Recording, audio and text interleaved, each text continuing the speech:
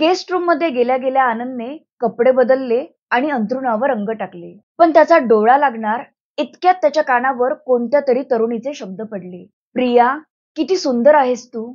मदनाचा पुतळा. तुला पाहता क्षणी मी तुझ्या प्रेमात पडले. आनंद गडबडला.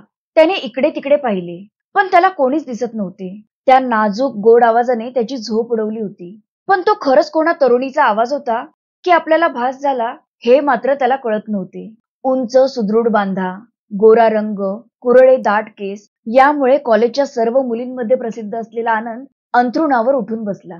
हा सगळा आपल्याच मनाचा खेळ असावा या विचाराने त्याची त्यालाच लाज वाटली. पण इतक्यात पुन्हा तो गोडा आवाज त्याच्या कानावर पडला. त्याचं देखणं रूप, सुंदर देह, गोरा रंग, मदनाप्रमाणे भासणारे या तरुणावर मी भाळले आहे. जन्मोजन्मी हाच पती मिळावा हीच माझी इच्छा. हा आवाज भिंती पलीकडून येत असावा असे वाटून आनंदने भिंतीला कान लावला. प्रेमाचे ते बोलणे ऐकण्यात आनंद रंगून गेला असतानाच त्याला अचानक हुंदके ऐकू येऊ लागले.